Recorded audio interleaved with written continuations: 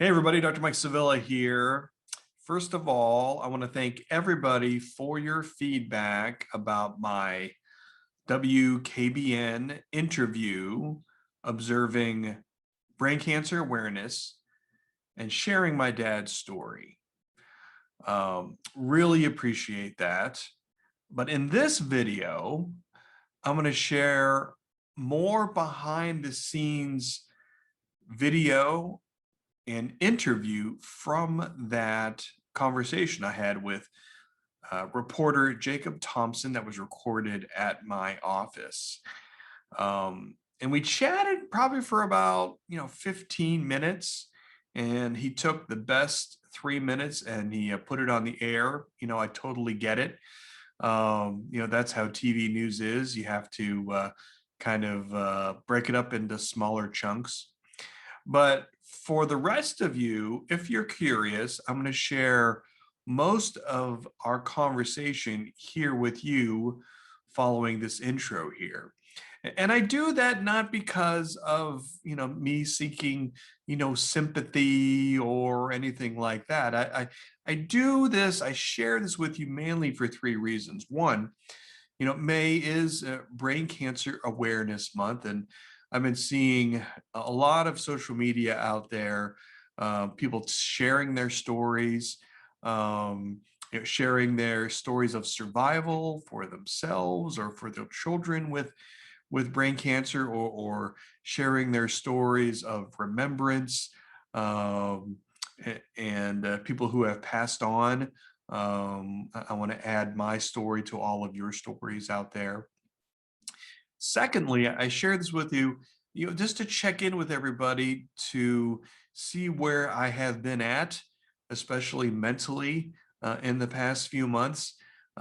This may be the only type of public interview that I do about this topic, just because at this point it's still very raw, still very painful to talk about. But I'm choosing to share this with you just to let you know where I'm at with things. And the third reason is that for anybody out there who is grieving the loss of a loved one or a friend, whether it's days, weeks, months, years ago, um, sharing my story, if that in any way helps you with your grieving process, that makes me happy. Some of the things that we talk about coming up after this, or talking about, I share this interview, starting out talking about my dad, but then we go into really deeper things about learning about my dad's diagnosis, learning about my dad's prognosis. I share kind of that last day and night um, of his life, which was very tough for me to share. And I could have stopped the interview. I could have paused the interview, but I think for me, I just kind of kept going, and I share that with you. And I also share um, where I was at and where I am at with my guilt and not being able to do anything to keep my father alive. And I share that with you. And I hope that is um, helpful for some of you if you're in the grieving process, or just to share with you my where I'm at with things emotionally and from a mental health type of standpoint. So I hope you get some benefit from this. Disclaimer: this is a long video. Um, this part's long, but the actual interview is about, you know, 13, 14 minutes. So this is not something I typically do, but I do share it with you just for the sake of transparency. And I hope you find some value in this. Thank you everybody for continuing to support me and to support my social media, and even people out there who see me as their doctor. I see you as a patient, or support me in the community. Thank you, thank you, thank you for all of that. And here is this very raw interview from just a few days ago. Question you get asked to um, Can you give me your dad's first and last name, same spell? Yeah, so my dad is, he goes by Lito, so Dr. Lito, Lito, Sevilla, Sevilla. Okay. Talk to me about your dad's personality. What was he like? You know, my dad, he was always the life of the party when we would go to parties with friends and family. He always laughed a lot. He always liked to tell me, and I think some of that rubbed off on me. But if you ask our friends and family, you know that he has a lot of energy, a lot of positive energy, and he always liked to bring the life to the party. It was really fun to be around.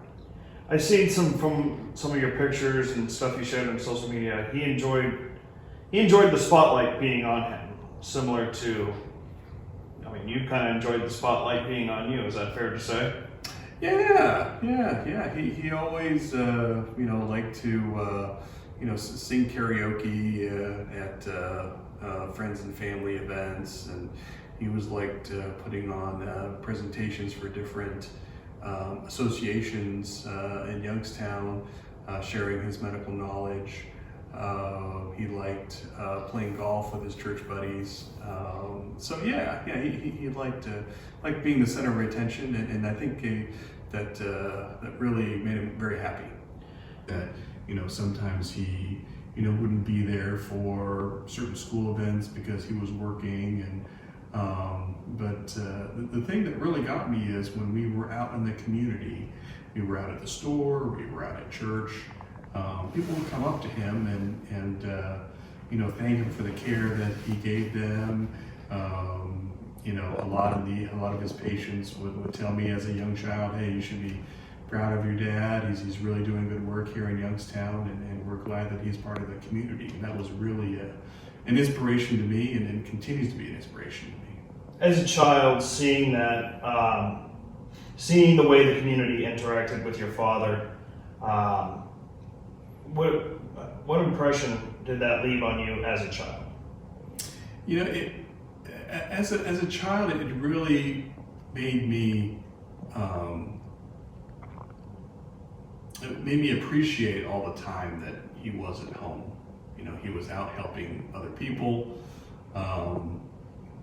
In my head when I was a kid, I thought it was some kind of superhero. He would help people, and then he would come home and spend time with family, and that was really an inspiration. It continues to be an inspiration to me for being someone who can really make a difference for my patients, for my community. I still really draw on that every day when I think about him. When did you find out your dad developed brain cancer?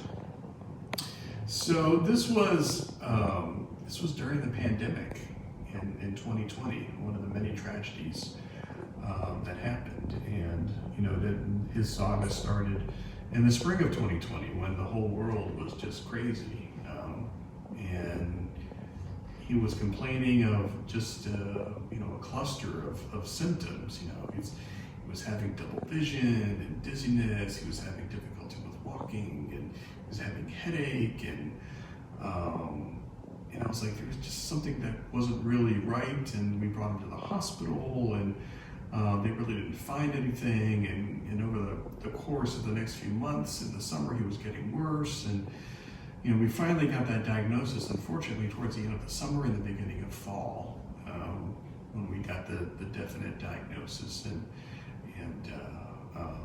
when we got the diagnosis, we were told that it was the type of brain cancer that in adults that we really can't do much with. It was already spread too much.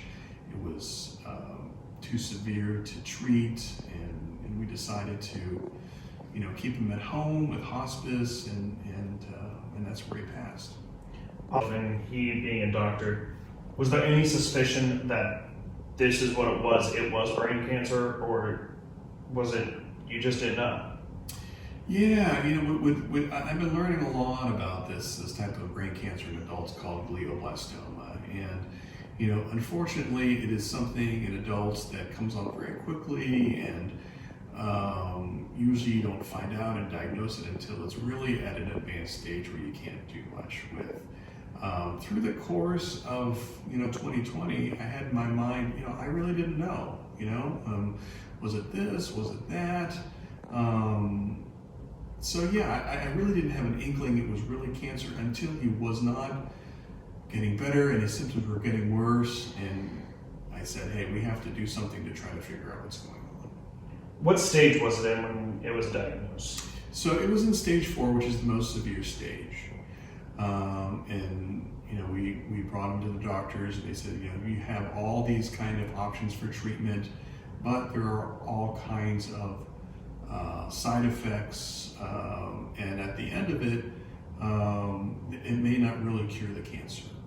So, after a long conversation with family, we decided that it would be best just to, let nature take its course. We could keep him at home with family because, during a pandemic, if you're in a hospital in 2020, no family can visit with him, and we didn't want him to be alone during a pandemic in a hospital by himself. So that's why we chose to take care of him at home.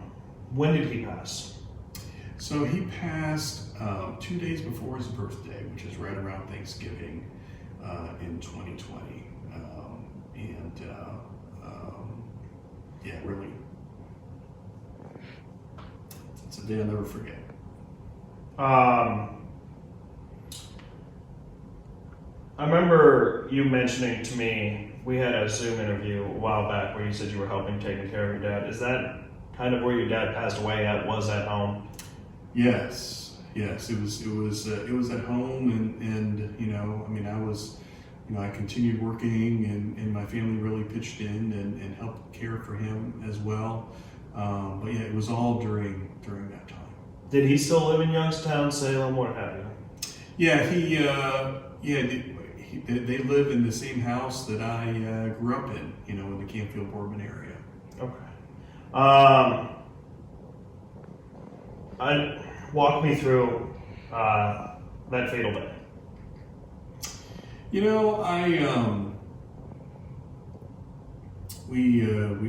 had him on hospice, and he just wasn't responding as well. His appetite was getting worse, and we just tried to keep him as comfortable as possible with medication through hospice, and they were really fabulous in helping us. And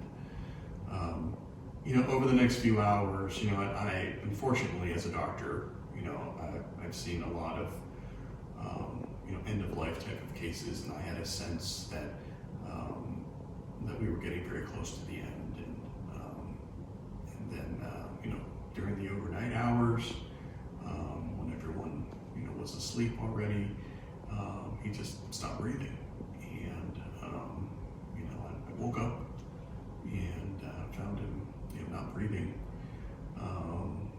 and it was just really weird because my doctor sense kind of kicked in at that time, and I'm like, oh well, I have to see, is his heart still beating, is he still breathing, and always kind of in my backpack, I carry a stethoscope. So I try to listen to his heart and try to see his breathing, and see he was not with us anymore, and had the unfortunate I had to inform the family of this, and we were all there at home. So you did this all in the middle of the night? All in the middle of the night. It was 2 or 3 o'clock in the morning. Call it instinct, call it intuition, what have you. Yeah. Something told you to get up and check. That's right. So since then, what has life been like?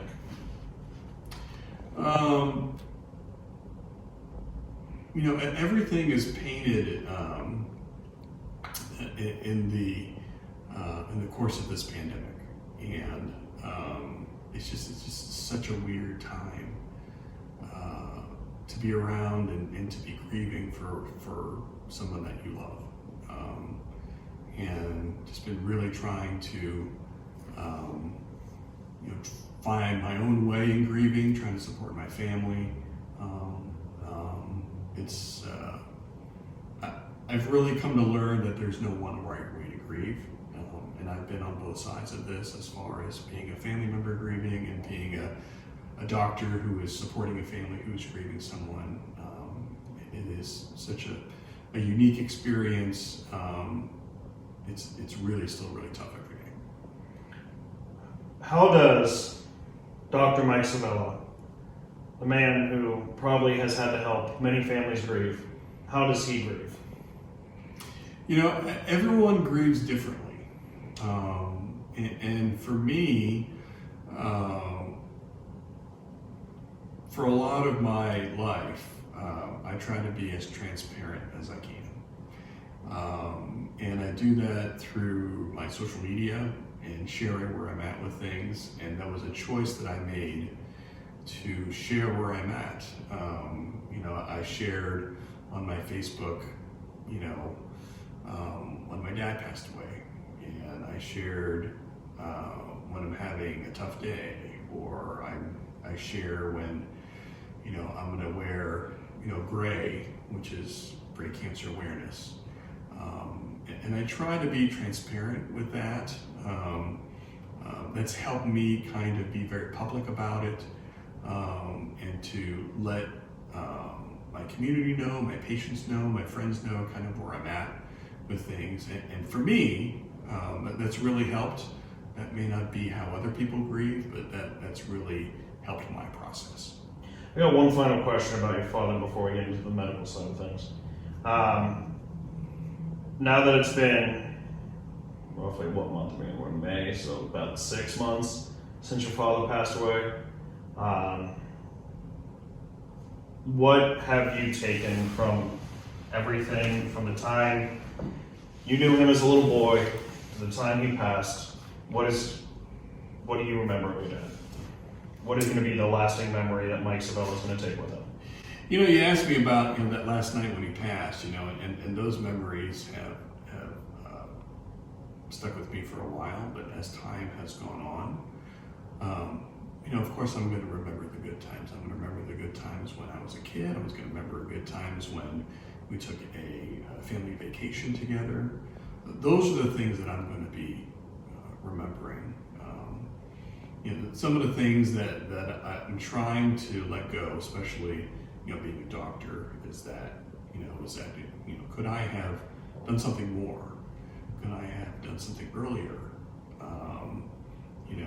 Closer to where it happened. Just a lot of guilt as a son, as a physician, as a doctor, saying, hey, is there something that I could have done to prevent this? Is there something in my medical training that could have helped me have him still around? And I know that that's impossible, and I know that's part of my grieving process. But when I look back, I look back and I'm going to remember the good times. There are still times when I'm thinking either we're outside my office, or I'm in my office, or I'm in a patient room. What would my dad say, or what would my dad do? And I still reflect that on that every day, and it is the good times that I'll remember with him. All right. Do you want to take a minute to collect yourself? Yeah.